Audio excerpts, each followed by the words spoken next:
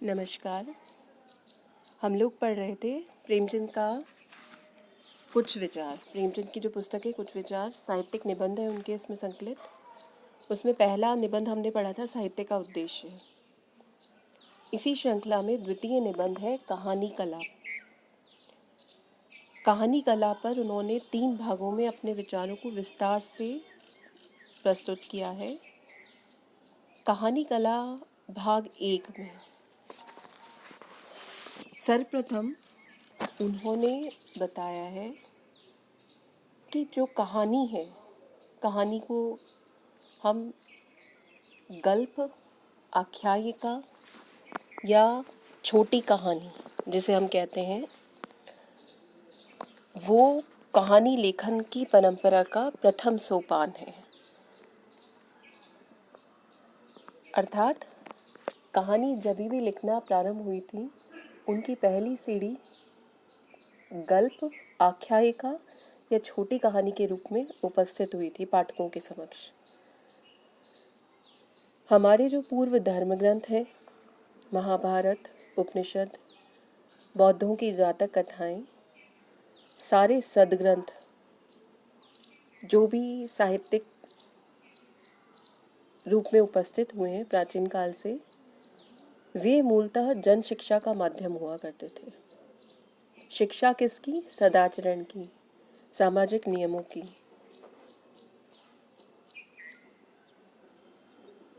आध्यात्मिक और नैतिक मूल्यों का जनता में संप्रेषण का माध्यम हुआ करते थे। ये भी जो गल्प कथाएं और ये सब जो चीज़ें, आख्यायिका, ये सब कुछ जो लिखी गई हैं, वो धर्म ग्रंथों का आश्रय लेकर, धर्म का आश्रय लेकर उपस्थित हुई और उनका उद्देश्य होता था मनुष्यों के आध्यात्मिक और नैतिक मूल्यों का विकास करना।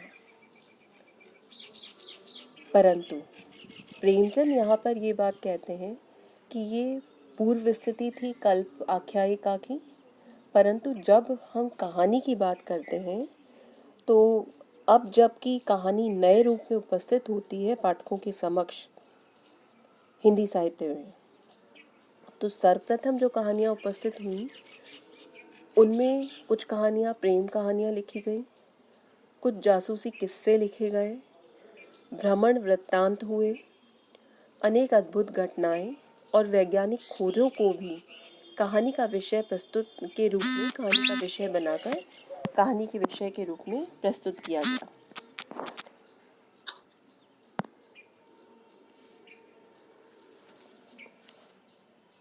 अब आगे प्रेमचंद बताते हैं कि कहानी और उपन्यास की यदि हम बात करें, आख्यायिका जिसे हम कहते हैं, कहानी का ही एक उपनाम है, कि कहानी या आख्यायिका जिसे हम कहते हैं और उपन्यास, इन दोनों में अंतर क्या है। प्रेमचंद कहते हैं कि उपन्यास घटनाओं, पात्रों और चरित्रों का समूह है और आख्यायिका केवल एक घटना है। अन्य बातें उसी एक घटना के अंतर्गत होती हैं। आख्यायिका में एक घटना और एक चरित्र का उल्लेख होता है। कहानी की भाषा सरल, सुबोध होनी चाहिए, साथ ही उसमें एक शब्द, एक वाक्य भी ऐसा नहीं होना चाहिए जो गल्प के उद्देश्य को स्पष्ट न करता हो। 2 बातें यहाँ पर कहते हैं। पहली बात तो कहानी और उपन्यास में क्या अंतर है, कि कहानी जो है अपेक्षाकृत संक्षिप्त रचना है, उपन्यास अपेक्षाकृत बृहत रचना है। उपन्यास में अनेक घटनाएं हैं, अनेक पात्र हैं और बहुत सारे चरित्र हैं, अनेक घटनाओं का वर्णन है। लेकिन कहानी में सिर्फ एक घटना का वर्णन होता है। कहानी सिर्फ एक घटना है और अन्य सारी बातें, चाहे चरित्र हो, चाहे पात्र हो, चाहे घटनाएं हों, वो सब सिर्फ उस एक घटना के अंतर्गत ही समाहित होती हैं। आख्यायिका या कहानी में एक घटना और एक चरित्र का ही उल्लेख होता है। साथ ही कहानी की स्पष्टता के लिए आवश्यक है कि वह सरल और सुबोध हो। प्रेमचंद कहानी के विषय में अपनी बात को स्पष्ट करते हुए कहते हैं कि कहानी वह ध्रुपद की तान है जिसमें गायक महफिल शुरू हुए होते ही अपनी संपूर्ण प्रतिभा दिखा देता है। एक क्षण में चित्त को इतने माधुर्य से परिपूरित कर देता है जितना रात भर गाना सुनने से भी नहीं हो सकता। अर्थात प्रेमचंद के शब्दों में कहानी ध्रुपद की तान है, जिसमें गायक प्रारंभ में ही अपनी कला का प्रदर्शन कर देता है, अपनी संपूर्ण प्रतिभा दिखा देता है। वह एक क्षण में ही इतने चित्त को अभिभूत कर देता है जितना रात भर गाना सुनने से भी चित्त को शांति या मधुरता का अनुभव नहीं होता। अर्थात बहुत संक्षिप्त समय में, संक्षिप्त शब्दों में पाठक के हृदय में सहानुभूति की उत्पत्ति करता है, वही अनुभूति जो लेखक के हृदय में है, किसी विषय या किसी घटना या किसी पात्र को लेकर। आगे प्रेमचंद कहते हैं कि कहानी का विषय क्या होना चाहिए।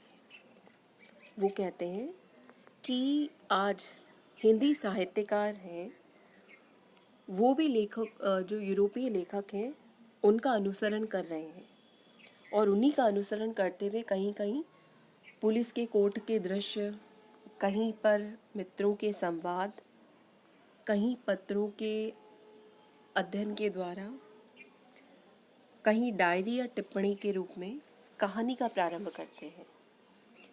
पर कहानी का इस प्रकार का अपरिचय प्रेमचंद को नापसंद है। वे कहते हैं कि इस अपरिचय की स्थिति से पाठक के हृदय में कहानी के साथ उस संवेदना का विकास नहीं होता, साथ ही कहानी की सरसता में बाधा उत्पन्न होती है। कहानी का अंत क्या होना चाहिए, इस विषय पर भी अपने विचार प्रकट करते हुए प्रेमचंद कहते हैं कि कहानी के अंत में के विषय में प्रेमचंद कहते हैं कि संसार में नेकी बदी का फल कहीं मिलता नजर नहीं आता, बल्कि बहुधा बुराई का परिणाम अच्छा और अच्छाई का बुरा होता है। हम प्रकट संसार में इस प्रकार के अनेक अनुभव प्राप्त करते हैं जब हम देखते हैं कि एक बेईमान और कपटी व्यक्ति जो भ्रष्टाचारी है, अनेक लोगों का शोषण वह करता है, परंतु हम उसको जब जीवन में देखते हैं, तो जब हम देखते हैं उसको हंसता मुस्कुराता देखते हैं, उसको प्रसन्न चित्त देखते हैं, उसको उन्नति करता हुआ देखते हैं। इसी विषय में प्रेमचंद कहते हैं कि बहुधा बुराई का परिणाम अच्छा और अच्छाई का बुरा होता है। और कई बार हम ऐसे बहुत से मनुष्य देखते हैं जो बहुत सरल हृदय हैं, परोपकारी हैं, दूसरों का सदैव भला करते हैं, अच्छे कार्य करते हैं, परंतु फिर भी उन्हें उनकी की हुई अच्छाइयों का फल जो है बुराई के रूप में प्राप्त होता है। उन पर अनेक विपदाएं आती हैं, उन्हें जीवन में अनेक प्रकार के कष्टों का सामना करना पड़ता है। तो इस प्रकार का विरोधाभास प्रकट संसार में सदैव दिखाई देता है। तो साहित्यकार जब किसी कहानी का अंत दिखाता है तो उसके पास दो अवसर होते हैं, या तो यथार्थवाद का या आदर्शवाद का। लेखक के रूप में प्रेमचंद इस बात को कहते हैं कि यथार्थ का यथार्थ रूप दिखाने से फायदा ही क्या, वह तो हम अपनी आंखों से देखते ही हैं कि संसार में बुराई का फल अच्छा और अच्छाई का फल बुरा, इस प्रकार के नियम तो हम सदैव संसार में देखते ही हैं। फिर इसी कटु यथार्थ के रूप में, सच्चाई के रूप में, सत्य के रूप में पाठक के समक्ष प्रस्तुत करने से लाभ क्या, क्योंकि इससे तो बुरी चीज़ों को ही प्रेरणा मिलेगी। तो वो कहते हैं इसलिए साहित्यकार को इन कुत्सित विचारों से परे आदर्श विचारों को पाठकों के समक्ष प्रस्तुत करना चाहिए।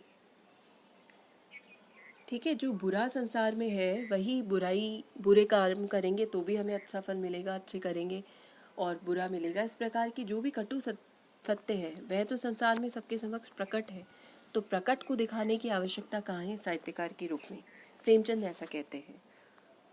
अतः साहित्यकार को इन बुरे और कुत्सित विचारों से परे आदर्श विचारों को पाठकों के समक्ष प्रस्तुत करना चाहिए, नहीं तो साहित्य का मुख्य उद्देश्य ही समाप्त हो जाएगा। क्योंकि आदर्श की प्रस्तुति करने से हम पवित्र और सत् प्रवृत्तियों का आरोपण साहित्यकार के रूप में समाज के ऊपर करते हैं। तो सत्प्रवृत्तियों के विकास की संभावनाएं साहित्य के थ्रू के माध्यम से उत्पन्न होती हैं। अतः प्रेमचंद इस प्रकार की धारणा करते हैं, इस प्रकार की भावना प्रस्तुत करते हैं। नहीं तो साहित्य का मुख्य उद्देश्य समाप्त हो ही जाता है। भारत का प्राचीन साहित्य आदर्शवाद का समर्थक है। हमारे जो वैदिक साहित्य है या जिस भी प्रकार का जो भी साहित्य लिखे गए हैं, पुराने धर्म ग्रंथ संबंधी अन्य जिस भी प्रकार का साहित्य है, वो सारा साहित्य इसी प्रकार का है जो आदर्शवादी अवधारणा पर चलता है, जिसमें समाज किस प्रकार का होना चाहिए, समाज में किस प्रकार की रीति नीतियों का पालन किया जाना चाहिए, जिसके परिणाम स्वरूप वह आदर्श हो सकता है। रामायण इसका एक आदर्श साहित्य रूप है जिसके माध्यम से समाज को आदर्श की प्रेरणा दी जाती है। तो इस प्रकार का आदर्शवाद हमारे साहित्य का मुख्य विषय रहा है। तो प्रेमचंद कहते हैं कि हमें भी उसी आदर्श का पालन करना चाहिए। साहित्यकार होने के नाते प्रेमचंद कहते हैं जब कहानी लिखी जाए तो कहानीकार को चाहिए कि वह आदर्श का पालन करे, साथ ही उस आदर्श में सत्य का मिश्रण भी होना अनिवार्य है, कि उसमें सत्य का मिश्रण भी वह करे, जिससे उसमें यथार्थ की अनुभूति पाठक को रहे, वह केवल कल्पना न रह जाए। धन्यवाद।